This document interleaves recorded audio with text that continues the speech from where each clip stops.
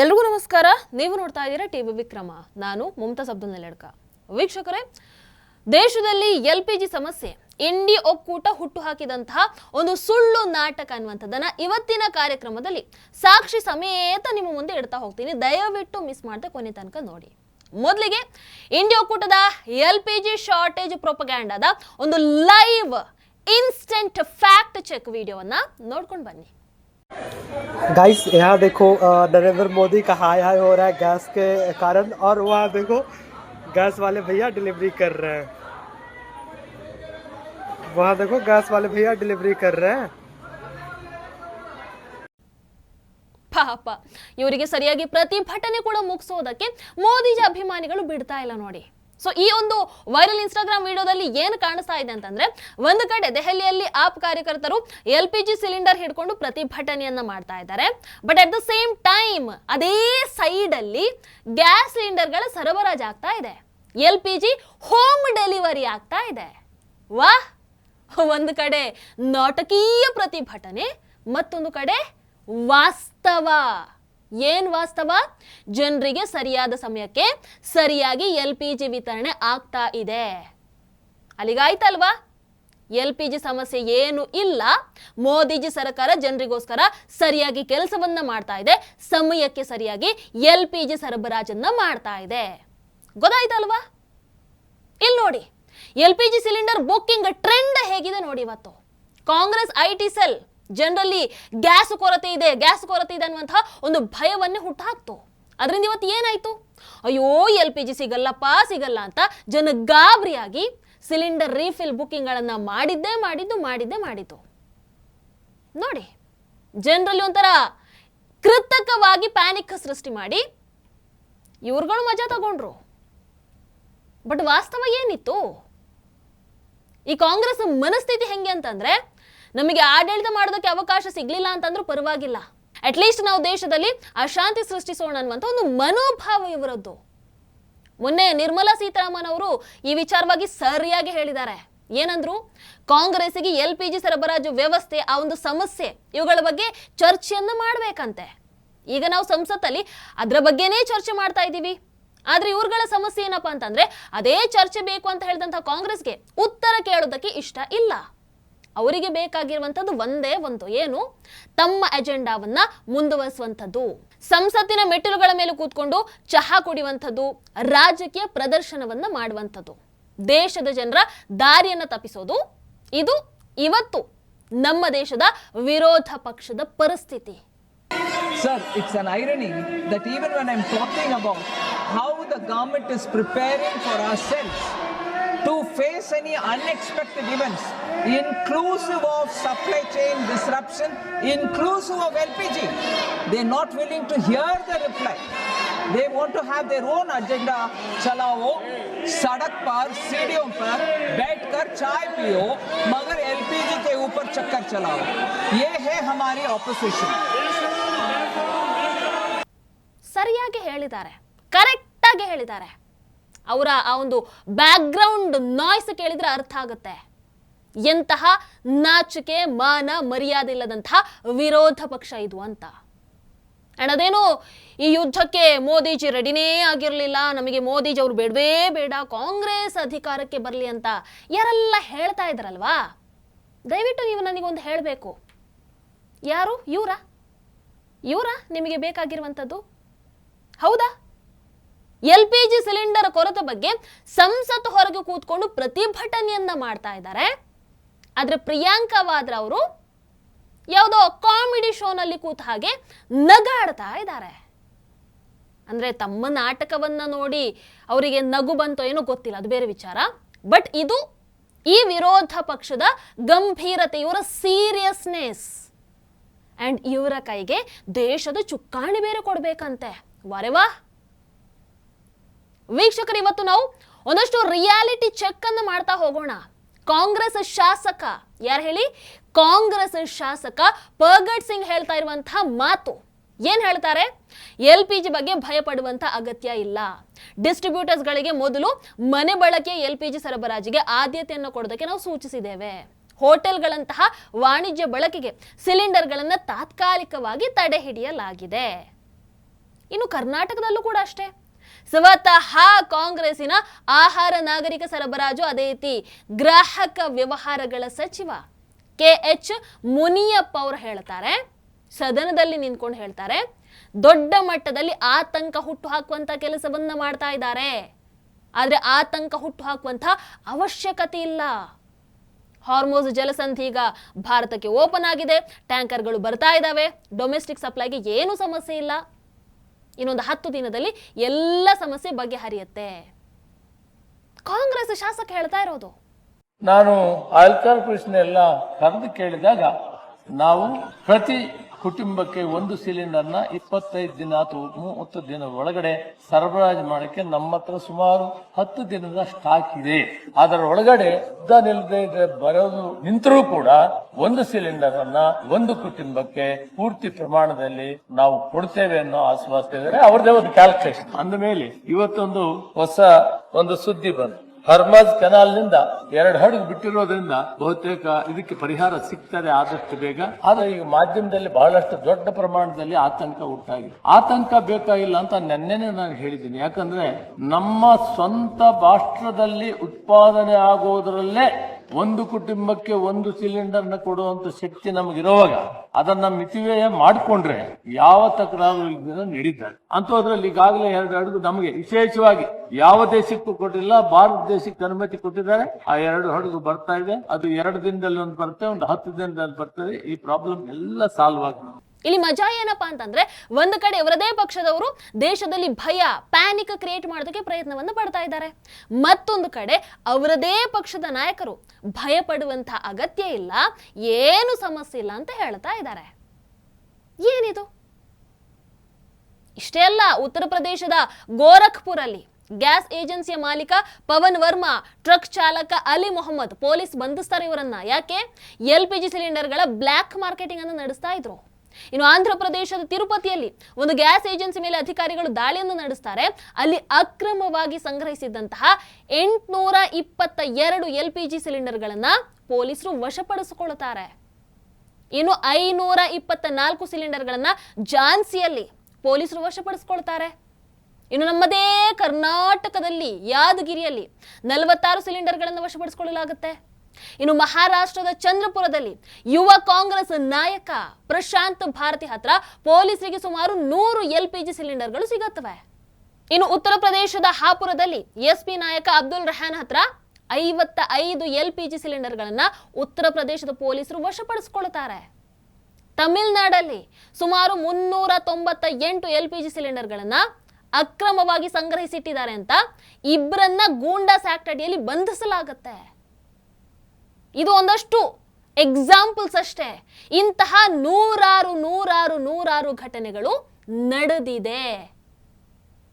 ಸ್ವತಃ ಕಾಂಗ್ರೆಸ್ನವರೇ ಬೇಕಾದಷ್ಟು ಹೀಗೆ ತೆಗೆದಿಟ್ಟಿರುವಂತಹ ಉದಾಹರಣೆಗಳು ನಿಮಗೆ ಸಿಗುತ್ತೆ. ಒಂದಷ್ಟು ಏಜೆನ್ಸಿಗಳು, ಎಷ್ಟು ಉದಾಹರಣೆ ಬೇಕು ನಿಮಗೆ? ಇವತ್ತು ಕಾಂಗ್ರೆಸ್ಗೆ LPG ವಿಚಾರದಲ್ಲಿ ದೂರುವಂತಹ ಯಾವ ನೈತಿಕತೆ ಕೂಡ ಇಲ್ಲ. ಯಾಕಂದ್ರೆ ಕಾಂಗ್ರೆಸ್ ಕಾಲದಲ್ಲಿ ಪರಿಸ್ಥಿತಿ ಹೇಗಿತ್ತು ಅನ್ನುವಂಥದ್ದನ್ನು ಒಂದು ಬಾರಿ ನೋಡಿದ್ರಲ್ವಾ? ಈಗ ಹೇಳಿ, ಕಾಂಗ್ರೆಸ್ಸಿಗೆ LPG ಸಮಸ್ಯೆ ಅದು ಇದು ಅಂತ ದೂರುವಂತಹ ಯಾವುದಾದ್ರೂ ನೈತಿಕತೆ ಇದೆಯಾ? ನನ್ನ ಪ್ರಕಾರ ಇಲ್ಲ. ಅಂಡ್ ಇಲ್ಲೊಂದು ವಿಡಿಯೋ ನೋಡಿ, ಕಾಂಗ್ರೆಸ್ ಎಷ್ಟು ಚೀಪ್ ಲೆವೆಲ್ ಆಫ್ ನಾಟಕಕ್ಕೆ ಇಳಿದು ಬಿಟ್ಟಿದೆ ಅಂತ. ಜೈಪುರಲ್ಲಿ ಒಂದಷ್ಟು ಕಾಂಗ್ರೆಸ್ ಕಾರ್ಯಕರ್ತರು LPG ಸಿಲಿಂಡರ್ ಅಂತ್ಯಕ್ರಿಯೆ ಮೆರವಣಿಗೆ ತರದ ಒಂದು ಪ್ರತಿಭಟನೆಯನ್ನ ಮಾಡ್ತಾ ಇರುವಂತದ್ದು. ಏನಿದು ಡ್ರಾಮಾ? ಇವರ ಉದ್ದೇಶ ಏನು? ಜನರಲ್ಲಿ ಭಯವನ್ನು ಹುಟ್ಟಿಸ್ಬಿಡುವಂಥದ್ದು, ಪ್ಯಾನಿಕ್ ಸೃಷ್ಟಿ ಮಾಡುವಂಥದ್ದು, ಪರಿಸ್ಥಿತಿಯನ್ನ ಇನ್ನಷ್ಟು ಹಾಳುಗೆಡುವಂಥದ್ದು. ಬಟ್ ಒಂದು ವಿಚಾರ ಮಾತ್ರ ಸ್ಪಷ್ಟ, ಈ ಪಕ್ಷ ಯಾವತ್ತೂ ಕೂಡ ಪಾಠವನ್ನ ಕಲಿಯಲ್ಲ. ಇವರಿಗೆ ಬುದ್ಧಿನೂ ಬರಲ್ಲ. ಇವರಿಗೆ ದೇಶ ಚೆನ್ನಾಗಿರೋದಕ್ಕಿಂತ ಗೊಂದಲ ಸೃಷ್ಟಿ ಮಾಡೋದು, ಅರಾಜಕತೆ ಸೃಷ್ಟಿ ಮಾಡೋದು, ಈ ರಾಜಕೀಯದಲ್ಲಿ ಒಂಥರ ಮಜಾ ಸಿಗೋದು ಇವರಿಗೆ. ದೇಶವನ್ನ ಕೆಟ್ಟ ಸ್ಥಿತಿಯಲ್ಲಿ ನೋಡೋದ್ರಲ್ಲಿ ಇಂಡಿಯಾ ಒಕ್ಕೂಟಕ್ಕಿರುವಂತಹ ಖುಷಿ ಬಹುಶಃ ಬೇರೆ ಯಾರಿಗೂ ಇಲ್ಲ ಅಂತ ಅನ್ಸುತ್ತೆ. ಕಾಂಗ್ರೆಸ್ ಇಷ್ಟೆಲ್ಲ LPG ಡ್ರಾಮಾ ಮಾಡೋ ಹೊತ್ತಿಗೆ ಮೋದಿಜಿ ಒಂದು ದೊಡ್ಡ ಸತ್ಯವನ್ನು ಹೊರಹಾಕ್ತಾರೆ. ಏನು? 2014 ಮೊದಲು ದೇಶಾದ್ಯಂತ ಇದ್ದಂತಹ LPG ಸಂಪರ್ಕಗಳ ಸಂಖ್ಯೆ ಎಷ್ಟು ಗೊತ್ತಾ? ಜಸ್ಟ್ 14 ಕೋಟಿ. ಅಂದ್ರೆ ಕಾಂಗ್ರೆಸ್ ಆಡಳಿತದ ಸಮಯದಲ್ಲಿ ಲಕ್ಷಾಂತರ ಬಡ ಕುಟುಂಬಗಳು ಅಡುಗೆ ಗ್ಯಾಸ್ ಸಂಪರ್ಕ ಇಲ್ಲದೆ ಕಷ್ಟದಲ್ಲೇ ಬದುಕ್ತಾ ಇದ್ವು. ಅದಕ್ಕೆ ಆ ಸಮಯದಲ್ಲಿ ಅಂದ್ರೆ ಕಾಂಗ್ರೆಸ್ ಸಮಯದಲ್ಲಿ ಈ ರೀತಿ ಕ್ರೈಸಿಸ್ ಡ್ರಾಮಾ ಕಾಣಿಸ್ಲಿಲ್ಲ. ಯಾಕಂದ್ರೆ ಆಗ ಯಾರಿಗೂ ಹೆಚ್ಚಾಗಿ ಗ್ಯಾಸ್ ಸಂಪರ್ಕ ಇರಲಿಲ್ಲ ಅಲ್ವಾ. ಆದ್ರೆ ಈಗ ಕಳೆದ 10 ವರ್ಷಗಳಲ್ಲಿ ಮೋದಿಜಿ ಸರ್ಕಾರದ ಅವಧಿಯಲ್ಲಿ ಎಷ್ಟು ಸಂಪರ್ಕಗಳಾಗಿದೆ ಗೊತ್ತಾ? ಸುಮಾರು 33 ಕೋಟಿ. 33 ಕೋಟಿ ಅಂದ್ರೆ ಲಕ್ಷಾಂತರ ಬಡ ಕುಟುಂಬಗಳಿಗೆ LPG ಕನೆಕ್ಷನ್ ಸಿಕ್ಕಿದೆ. ಅವರ ಜೀವನದಲ್ಲಿ ಒಂದು ದೊಡ್ಡ ಬದಲಾವಣೆ ಆಗಿದೆ. ಇದು ಒಂದು ಹೊಸ ಭಾರತದ ಶಕ್ತಿಯ ಉದಾಹರಣೆ. कुछ आंकड़े देता हूं. साल 2014 तक देश में सिर्फ 14 करोड़ LPG कनेक्शन थे. यानी देश के करीब करीब आधे परिवारों के पास ही LPG कनेक्शन था. आज 2 गुने से भी अधिक यानी करीब 33 करोड़ घरेलू LPG कनेक्शन है. बीते 11 वर्षों में हमने अपनी बॉटलिंग कैपेसिटी को दोगुना किया है. डिस्ट्रीब्यूशन सेंटर भी 13,000 से बढ़ाकर 25,000 से अधिक हो गए हैं. 2014 में देश में सिर्फ 4 LNG टर्मिनल्स थे, 4 LNG टर्मिनल्स. आज इनकी संख्या भी बढ़कर 2 गुनी हो गई है. गैस पाइपलाइन जो करीब 3,500 किलोमीटर होती थी, उसको 10,000 किलोमीटर तक विस्तार किया है. क्योंकि करीब 60% LPG विदेशों से आती है. इसलिए देश के बड़े बड़े पोर्ट्स वहां पर इंपोर्ट टर्मिनल कैपेसिटी भी बहुत बढ़ाई गई है. साथियों, साल 2014 से पहले तक देश में सिर्फ 25-26 लाख घरों में ही पाइप से सस्ती गैस यानी PNG की सुविधा थी.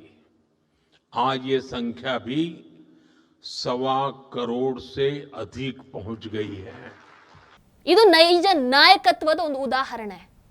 ಅದು ಬಿಟ್ಟು ಗರೀಬಿ ಹಟಾವು ಅಂತ ಹೇಳಿ ಓಡಾಡ್ಕೊಂಡ್ರೆ ಏನ್ ಸಿಗತ್ತೆ?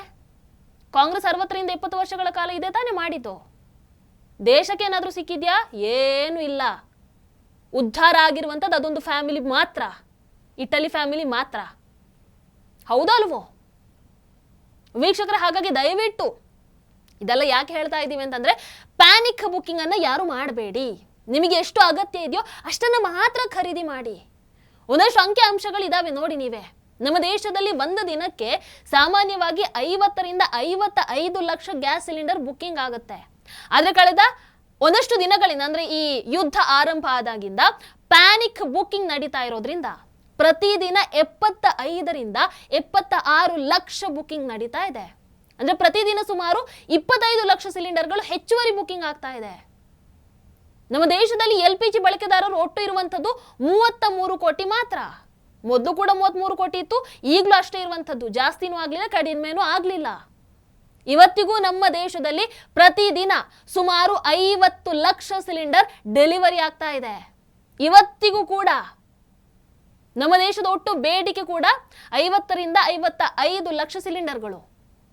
ಅಂದ್ರೆ ಇಲ್ಲಿ ಸಿಂಪಲ್ ಆಗಿ ಹೇಳಬೇಕು ಅಂತಂದ್ರೆ, ನಮಗೆ ಪ್ರತಿದಿನ 50ರಿಂದ 55 ಲಕ್ಷ ಸಿಲಿಂಡರ್ ಬೇಕು. ಅಷ್ಟೇ ಪ್ರಮಾಣದಲ್ಲಿ ನಮಗೆ ಸಿಗ್ತಾ ಇದೆ ಕೂಡ. ಬಹುಶಃ ಈಗ 1 ಅಥವಾ 2 ಲಕ್ಷ ಸಿಲಿಂಡರ್ ಆಚೀಚೆ ಆಗುವಂತ ಸಾಧ್ಯತೆ ಇರಬಹುದು. ಯಾಕಂತಂದ್ರೆ ಈ ಸಮಯ ಏನನ್ನುವಂಥದ್ದು ನಿಮಗೆ ಗೊತ್ತು. ಇರಾನ್ ಯುದ್ಧದ ಸಂಕಷ್ಟ, ಒಂದಷ್ಟು ಮಾರ್ಗಗಳು ಕ್ಲೋಸ್ ಆಗಿದ್ದವು. ಬಟ್ ಈಗ ನಮಗೆ ಅವಕಾಶ ಮಾಡಿಕೊಟ್ಟಿದ್ದಾರೆ, ಬಿಡಿ, ಅದು ಬೇರೆ ವಿಚಾರ. ಬಟ್ ಡೊಮೆಸ್ಟಿಕ್ ಸಪ್ಲೈಲಿ ಆಕ್ಚುಲಿ ಇಲ್ಲಿವರೆಗೂ ಯಾವುದೇ ಸಮಸ್ಯೆ ಆಗ್ಲಿಲ್ಲ, ಎಲ್ಲೂ ಸಮಸ್ಯೆ ಆಗ್ಲಿಲ್ಲ. ಸಮಸ್ಯೆನ ಕ್ರಿಯೇಟ್ ಮಾಡ್ಲಾಯ್ತಷ್ಟೇ. ಹಾಗಾಗಿ ಸಂಕಷ್ಟದ ಸಮಯದಲ್ಲಿ ನಮ್ಮ ದೇಶದ ಜನ ಪ್ಯಾನಿಕ್ ಬೈಯಿಂಗ್ ಮಾಡೋದಕ್ಕೆ ಶುರು ಮಾಡಿಬಿಟ್ರೆ, ಪ್ರತಿಯೊಬ್ಬರು ಕೂಡ 2 ಸಿಲಿಂಡರ್ ಖರೀದಿ ಮಾಡೋದಕ್ಕೆ ಶುರು ಮಾಡಿದ್ರೆ, ಈಗಿರುವಂತಹ 50 ಲಕ್ಷದ ದಿನನಿತ್ಯದ ಬಳಕೆ ಏನಿದೆ ಅದು ನೇರವಾಗಿ 1 ಕೋಟಿಗೆ ಹೋಗಿ ತಲುಪುತ್ತೆ. ಪ್ರತಿದಿನ 1 ಕೋಟಿ ಸಿಲಿಂಡರ್ ಬೇಕು ಅಂತಂದ್ರೆ ಅದು ಆಲ್ ಆಫ್ ದ ಸಡನ್ ಎಲ್ಲಿಂದ ಬರುತ್ತೆ? ಮ್ಯಾಜಿಕ್ ಮಾಡೋಕ್ಕಾಗುತ್ತಾ? ಮೋದಿಜಿ ಏನು ಮ್ಯಾಜಿಕ್ ಮಾಡ್ತಾರಾ ಅಥವಾ ಕಾಂಗ್ರೆಸ್ ಇಂದ ಮಾಡೋಕ್ಕಾಗುತ್ತಾ? ಯಾಕಂದ್ರೆ ಪ್ಯಾನಿಕ್ ಕ್ರಿಯೇಟ್ ಮಾಡ್ತಾ ಇರೋದು ಅವರೇ ತಾನೇ. ಅಂಡ್ ಆ ರೀತಿ ನೀವು ಪ್ಯಾನಿಕ್ಗೆ ಒಳಗಾಗಿ ನೀವು ಕೂಡ ಪ್ಯಾನಿಕ್ ಬೈಯಿಂಗ್ ಮಾಡಿದ್ರೆ ಅದರಿಂದ ಸಮಸ್ಯೆ ಆಗೋದು ನಿಮಗೇನೆ. ಹೋಗಿ ಉದ್ದ ಲೈನಲ್ಲಿ ನಿಲ್ತೀರಾ? ಬೇಕಾ ಇದೆಲ್ಲ? ಅದಕ್ಕೆ ಹೇಳೋದು, ದಯವಿಟ್ಟು ಪ್ಯಾನಿಕ್ ಬುಕ್ಕಿಂಗ್ ಮಾಡಬೇಡಿ, ಪೇಷನ್ಸ್ ಇರಲಿ. ಎಲ್ಲ ಸರಿ ಇರುವಾಗ ಯಾಕೆ ಟೆನ್ಷನ್ ಮಾಡ್ತೀರಾ? ಕೋವಿಡ್ ಸಮಯದಲ್ಲಿ ಭಾರತ ಒಂದು ಒಳ್ಳೆ ಪಾಠವನ್ನ ಕಲ್ತ್ಕೊಂಡಿತ್ತು, ಕಲೀಲಿಲ್ಲ ಅನ್ಸುತ್ತೆ. ಯಾವುದೇ ಸಂಕಷ್ಟದ ಸಮಯದಲ್ಲಿ ಯಾರನ್ನು ಭಯಪಡಿಸಬಾರ್ದು, ಸುಳ್ಳು ಸುದ್ದಿಯನ್ನು ಹರಡಬಾರ್ದು. ಭಯ ಇದ್ದಾಗ ಸಮಸ್ಯೆ ಜಾಸ್ತಿ ಆಗುತ್ತೆ, ಪರಿಸ್ಥಿತಿ ಇನ್ನಷ್ಟು ಹದಗೆಡುತ್ತೆ. ಇವತ್ತು LPG ವಿಚಾರದಲ್ಲೂ ಕೂಡ ಆಗ್ತಾ ಇರುವಂಥದ್ದು ಇದೆ, ಹೌದಲ್ವೋ? ನಾವು ಇಂತಹ ಸಂಕಷ್ಟದ ಸಂದರ್ಭದಲ್ಲಿ ಭಯ ಹುಟ್ಟು ಹಾಕುವಂತ ಕೆಲಸವನ್ನ ಮಾಡಬಾರದು, ಜವಾಬ್ದಾರಿಯನ್ನು ಮೆರಿಬೇಕು. ಯಾಕಂದ್ರೆ ಸಂಕಷ್ಟದ ಸಮಯದಲ್ಲಿ ದೇಶಕ್ಕೆ ಅತ್ಯಂತ ಅಗತ್ಯ ಇರುವಂಥದ್ದು ಸರಿಯಾದ ಮಾಹಿತಿಯನ್ನು ಕೊಡೋದು, ಎಲ್ಲರ ಪೇಷನ್ಸ್, ಇನ್ನು ಜವಾಬ್ದಾರಿಯುತ ನಾಗರಿಕರು. ಹಾಗಾಗಿ ನಾನು ಕೇಳ್ತೀನಿ, ನೀವು ಈ ದೇಶದ ಜವಾಬ್ದಾರಿಯುತ ನಾಗರಿಕರ ಹಾಗೆ ವರ್ತಿಸ್ತೀರಾ ಅಥವಾ ಅವ್ರು ಯಾರೋ ಮಾಡ್ತಾ ಇರುವಂತಹ ಆ ಸುಳ್ಳಿನ ಹಿಂದೆ ಹೋಗ್ತೀರಾ? LPG ನಿಮಗೆ ಮಾತ್ರ ಅಲ್ಲ, ಎಲ್ಲ ಸಾಮಾನ್ಯ ಜನರಿಗೆ, ಬಡವರಿಗೆ, ಎಲ್ರಿಗೂ ಸಿಗೋ ಹಾಗೆ ನೋಡ್ಕೊಳ್ತೀರಾ ಅಥವಾ ಪ್ಯಾನಿಕ್ ಕ್ರಿಯೇಟ್ ಮಾಡೋದಕ್ಕೆ ಎಕ್ಸ್ಟ್ರಾ ಬೈ ಮಾಡ್ಕೊಂಡಿರ್ತೀರಾ? ಏನು ಮಾಡ್ತೀರಾ? ಜವಾಬ್ದಾರಿಯುತ ಭಾರತೀಯ ನಾಗರಿಕರಾಗಿ ದಯವಿಟ್ಟು ಒಂದು ಬಾರಿ ಯೋಚನೆ ಮಾಡಿ ಅಷ್ಟೇ. ಟಿವಿ ವಿಕ್ರಮ, ದೇಶ ನಿಮ್ಮ ಕೈಯಲ್ಲಿ. ಈ ಕಾರ್ಯಕ್ರಮ ನಿಮಗೆ ಇಷ್ಟ ಆಗಿದ್ದಲ್ಲಿ ಲೈಕ್, ಶೇರ್ ಹಾಗೂ ಕಮೆಂಟ್ ಮಾಡಿ. ಟಿವಿ ವಿಕ್ರಮದ ಕಾರ್ಯಕ್ರಮಗಳನ್ನು ನಿರಂತರವಾಗಿ ವೀಕ್ಷಿಸಲು ಸಬ್ಸ್ಕ್ರೈಬ್ ಮಾಡಿ, ಬೆಲ್ ಐಕನ್ ಒತ್ತಿ.